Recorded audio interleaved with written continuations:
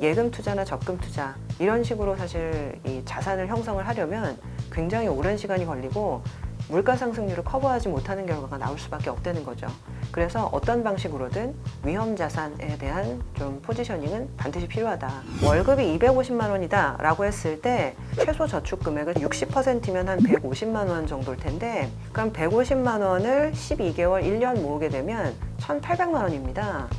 그래서 한 2년 정도 모으게 되면 3,600만 원 정도가 나오겠죠. 근데 기본적으로 이 정도의 금액이 되면 투자를 시작할 수 있는 최초 금액이 만들어진다라고 생각을 해요. 돈 버는 사람들의 가장 특징은 자기 자신에 대한 파악을 굉장히 잘 하시는 분들이 있더라고요. 그러니까 이게 어떤 의미냐면은 특별한 경제 강의 머니 특강.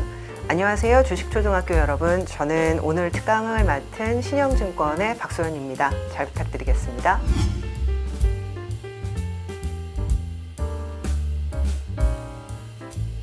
이게 사실은 이 적금이라는 것들은 결국 금리가 있고, 이 적금 금리는 기본적으로 한국은행이 결정하는 기준금리에 연동이 되거든요. 근데 사실은 예전보다는 금리가 상승을 하긴 했어요. 많이 올라왔죠. 그래서 보통 복리투자라고 하는데, 뭐 이제 3%, 4% 금리를 받아서 이자까지 또 재투자하면 또 이제 그만큼 불어나니까 예전보다는 이 적금으로 복리투자하기 좋아진 거는 맞는 것 같습니다. 근데 단 한 가지 맹점이 있는데요. 이 금리라는 거는 절대 물가 상승률을 따라가기가 어렵습니다. 기본적으로 물가 상승률이 4%, 5%일 때 금리를 일시적으로 그 물가 상승률 이상으로 높일 수는 있겠지만, 그렇게 되면 경기가 망가져 버리기 때문에 통상 이런 기준금리나 이런 부분들은 물가 상승률보다 살짝 낮게 유지가 되거든요. 결국 우리의 자산을 물가 상승률 이상으로 불리는 것이 우리의 최종적인 목표일 텐데, 이런 측면에서 보게 되면 예금 투자나 적금 투자 이런 식으로 사실 이 자산을 형성을 하려면 굉장히 오랜 시간이 걸리고 물가 상승률을 커버하지 못하는 결과가 나올 수밖에 없다는 거죠. 그래서 어떤 방식으로든 비중의 차이는 있겠지만 위험 자산에 대한 좀 포지셔닝은 반드시 필요하다, 이렇게 말씀을 드리고 있습니다. 이게 사실 이제 부동산과 이제 주식, 그리고 요새는 이제 코인 투자하시는 분도 워낙 많기 때문에 굉장히 다양한 자산들이 존재하는데, 이게 사실 부동산 같은 경우에는 또 맹점이 있어요. 예전에는 이제 뭐 위험자산 투자하면은 부동산을 따라올 수가 없다라고 생각했는데, 현재 이 부동산 가격이 너무 높은 것이 사회적인 문제가 되고 있기 때문에 지금 양당 모두 부동산에 대한 과세는 사실상 어느 정도 필요하다, 그리고 강화해야 된다, 이런 부분에 대한 지금 인식은 있는 상황이거든요. 그리고 이제 부동산 같은 경우는 실제 차익을 내지 않더라도 보유하는 것만으로도 매년 세금을 내야 됩니다. 몇 퍼센트냐의 문제는 있겠지만. 그리고 이제 거주를 위한 필수제이긴 한데, 결국 좋은 투자 대상이냐라고 생각을 했을 때 이러한 어떤 재반 비용이나 그리고 실제 상승률을 생각을 해보게 되면 이 부동산 이상의 어떤 투자 대상은 반드시 필요한 거죠. 그러다 보니까 이제 주식에 대한 고민을 안 할 수가 없는 상황이다, 이런 말씀도 드리고 싶습니다. 근데 이제 이게 사람들마다 상황이 좀 틀리고, 그리고 이제 모아야 되는 어떤 금액이나 이런 것들도 성향에 따라 좀 틀릴 거기 때문에 제가 일괄적으로 말씀드리긴 어려울 것 같아요. 근데 금융감독원에서 그 제시하는 지수가 있는데 과소비 지수라는 게 있습니다. 이 과소비 지수는요, 이게 전체 내 소득 금액 중에서 얼마를 저축할까에 대한 부분들을 얘기를 해주는 건데, 통상적으로 소득이 100만 원인데 70%를 저축한다 라고 하면은 이제 이 과소비 지수가 뭐 낮아지게 되는 약간 그런 상황인데, 저는 통상적으로는 한 20대 종잣돈을 반드시 모아야 되는 그런 나이대에서는 70% 정도는 저축을 하시는 것이 맞다라는 생각을 되게 많이 하고 있어요. 물론 이제 이렇게 저축을 많이 하면 내가 이제 월세도 내야 되고 교통비도 필요한데 언제 돈을 뭐 이렇게 언제 이제 뭐 돈을 모으고 쓰고 이럴 수 있겠냐라고 많이들 생각을 하실 수 있는데, 20대에 모아놓은 돈을 사실은 종잣돈을 형성을 하게 되고요. 그 종잣돈을 형성한 부분을 가지고 30, 40대에 적극적인 투자를 해서 자산이 만들어지면 그걸 가지고 이제 50대에 인컴, 현금 흐름이 만들어지는 그런 것들이 생애주기 투자입니다. 그래서 사실상 제가 뭐 금액이 얼마다라고 말씀드리기는 어렵지만은 사실상은 이런 어떤 종잣돈을 만들고 적극적인 투자를 해서 자산을 형성하는 이 부분에 대한 좀 전체적인 인생의 로드맵을 갖고 계시는 게 되게 중요하다 말씀드리겠습니다. 개인마다 상황이랑 목표가 틀리기 때문에 뭐 일률적으로 얼마다라고 말씀드리긴 되게 어려운데, 저는 일단 목표를 세웠을 때 중간 목표와 그 다음에 세부 계획이 있으면 이게 중간에 힘들어지는 일들이 반드시 발생하거든요.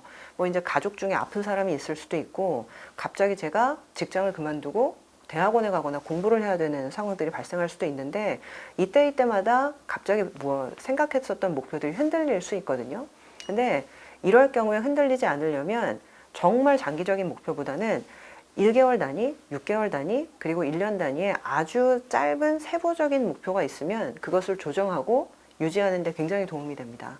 그래서 저는 이 종잣돈에 대한 금액 자체에 대한 목표보다는 실질적으로 짧은 단위의 좀 단기 목표, 이런 부분들을 세워주시고 운용하시는 게 훨씬 도움이 될 거다 말씀드리고 있어요. 그 월급이 250만 원이다 라고 했을 때 일단 종잣돈을 모으기 위한 최소 저축 금액을 70%로 잡으시게 되면요, 한 175만 원 정도가 나오더라고요. 그리고 이제 60%면 한 150만 원 정도일 텐데, 예를 들면 150만 원이라고 생각을 해볼게요. 그럼 150만 원을 12개월, 1년 모으게 되면 1,800만 원입니다. 그래서 한 2년 정도 모으게 되면 3,600만 원 정도가 나오겠죠. 근데 기본적으로 이 정도의 금액이 되면 저는 어느 정도 투자를 시작할 수 있는 최초 금액이 만들어진다라고 생각을 해요. 예를 들면 사실 이제 나는 300만 원만 모아서 주식 투자할 거야 라고 했을 때 300만 원으로 10% 수익을 벌면 30만 원이거든요. 근데 이제 워렌 버핏도 그런 얘기를 했었어요. 내가 할 수 있는, 내지는 투자자들이 할 수 있는 가장 쉬운 일은 일단 촉촉한 눈을 찾는 거다. 잘 뭉쳐지는. 그리고 이제 잘 뭉쳐지는 촉촉한 눈을 찾았으면 일단은 그 눈을 굴려야 되니까요. 언덕을 찾는 게 되게 중요한데, 일단은 긴 언덕을 찾아야 된다라고 얘기를 하더라고요. 근데 제가 이제 이거를 종잣돈과 연관해서 말씀을 좀 드리는 게, 기본적으로 긴 언덕이 있어도요, 예를 들면 이제 엔비디아나 이런 것들이 정말 요새 대박이 났는데, 엔비디아에 300만 원을 투자할 것이냐 3천만 원을 투자할 것이냐는 사실 나중을 보면 굉장히 큰 차이거든요. 좋은 종목을 고르는 부분도 있지만은 내가 충실하게 종잣돈을 모아서 충분한 금액으로 투자하는 것도 굉장히 중요하다라는 것들을 말씀을 좀 드리고 싶어서, 일단은 이 종잣돈을 특정 부분까지 모을 때까지는 저는 이제 섣불리 투자하기보다는 오히려 공부하고 충분한 금액을 모으는데 좀 더 집중하셔라 라는 말씀을 저는 드리고 싶어요. 일단은 지금 20대 같은 경우는 돈 공부를 하는 것도 굉장히 중요한데, 이 시기에는 아직까지 금융시장을 면밀하게 본 시기가 굉장히 짧아요. 예를 들면 우리나라 이제 중고등학교 때, 대학교 때까지는 이 투자라는 부분에 대해서 적극적으로 안 가르쳐 주잖아요. 그러다 보니까 이제 뭐 좋은 부모님, 훌륭한 부모님을 만나서 그런 것들에 대해서 미리 공부를 했다면 좋겠지만, 그렇지 않은 경우에는 20대 중반 정도부터 조금 눈을 뜨기 시작하거든요. 근데 보통은 뭐 이제 1만 시간의 법칙 이런 얘기들을 읽지만은 매일 3시간씩 똑같은 거를 공부를 했을 때 보통 눈을 뜨게 되는 1만 시간이 달성되는 시기가 한 10년 정도라고 합니다. 그러면 25살 때 돈 공부를 시작했으면 한 30대 중반은 되어서야 뭔가 알 것 같고 모를 것 같지만 조금은 알 것 같고 약간 이런 느낌이 되는 거거든요. 그래서 저는 그 정도의 충분한 공부량이 갖춰지시기 이전까지는 적극적인 투자보다는 오히려 종잣돈을 만드시는 데 주력하는 게 맞다라고 생각을 해요. 그래서 20대 후반 내지는 30대 초반까지는 무조건 열심히 공부하되 그 부분들에 대한 투자보다는 종잣돈을 만드는 데 주력하셔라고 생각을 하고 있고요. 그리고 이제 30, 40대에는 이제는 큰 그림 파악이 거의 되셨을 거예요. 그리고 내 투자 성향에 대한 파악도 되셨을 거거든요. 그럴 땐 정말 적극적으로 투자하셔야죠. 그래서 뭐 주식도 될 수가 있고요. 부동산이 될 수도 있고 여러 가지 어떤 투자 상품들이 굉장히 많기 때문에 그 부분에 대해서 자신이 있는 분야에 적극적인 투자를 하시는. 근데 그렇게 되면요, 그 투자가 쌓이고 쌓여서 자산이 형성이 됩니다. 그 자산이 사실은 5억일 수도 있고 10억이 될 수도 있고 그 이상이 될 수도 있지만, 그 자산이 되면 50대 이후에 실제 퇴직을 바라봐야 되는 나이가 되는 거거든요. 이때 이제 퇴직을 바라보는 나이가 되면요, 내가 직장에서 잘리더라도, 내가 직장에서 그만두더라도 정기적으로 들어올 수 있는 현금 흐름이 있는가 없는가가 50대 이후에 굉장히 중요해지기 때문에, 그 자산을 30, 40대에 만들어서 50대 이후부터는 현금 흐름이 나올 수 있는 투자를 찾는 것이 굉장히 중요해요.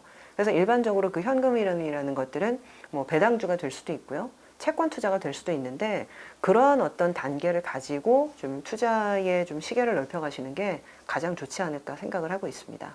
돈 버는 사람들의 가장 특징은 이게 좀 철학적인 얘기긴 한데요. 자기 자신에 대한 파악을 굉장히 잘 하시는 분들이 있더라고요. 자기 객관화. 네, 자기 객관화. 네, 좋은 말씀인데요. 자기 객관화를 굉장히 잘 하시는 분들이 돈을 잘 버시더라고요. 그러니까 이게 어떤 의미냐면은 결과적으로 내가 사실은 그 투자를 했을 때 나한테 맞는 자산들이 있을 수 있거든요. 예를 들면 제가 보수적인 성향인 사람들은요, 올라가는 주식을 잘 사지 못해요. 그래서 올라가는 주식을 안 사고 있다가 막판에 투자하면 꼭 빠지는. 그러니까 어떻게 보면은 이게 이제 아, 내가 그런 성향을 갖고 있구나라는 것들을 돈을 잃고 나서야 뒤늦게 알게 되는 거거든요. 근데 오히려 올라가는 주식 투자를 더 잘하시는 분들이 있어요. 예를 들면 올라갈 때 사실 작은 금액이 아니라 큰 금액을 샀다가 오히려 상황이 반전될 것 같으면 또 잘 파시는, 또 잘 파는 것들이 사실 주식에 있어서 굉장히 중요하다라고 하는데, 그런 어떤 자신의 성향을 잘 파악하고 그리고 투자 패턴을 실제 적용을 시키는 약간 그런 부분들이 굉장히 좀 중요한 것 같더라고요. 그래서 이 자기 객관화를 잘 하시는 것이 가장 사실은 투자에 있어서 제 1법칙이다라는 생각을 좀 많이 하고 있고요. 그리고 두 번째는 정말 공부를 게을리하지 않으시더라고요. 예를 들면 사실은 증권사에 근무하면 대부분은 정말 좋은 투자 정보 많이 알 거 아니냐, 나한테 좀 알려달라, 이렇게 얘기를 많이 하시는데요. 실질적으로 정말 이 투자로서 내지는 본업에서 돈을 정말 많이 버신 분들을 만나보면 제가 아는 거 이상으로 더 세세하게 알고 계시고 저한테 정말 날카로운 질문을 하셔가지고 저를 당황시키시는 분들도 정말 많더라고요. 그러니까 이분 같은 경우는 제가 아까 1만 시간의 법칙 이런 얘기를 했지만은 1만 시간이 아니라 정말 2만 시간, 3만 시간을 어떤 특정 분야에 대해서 정말 아주 빼곡하게 공부하셨구나라는 생각이 드는 부분들이 있더라고요.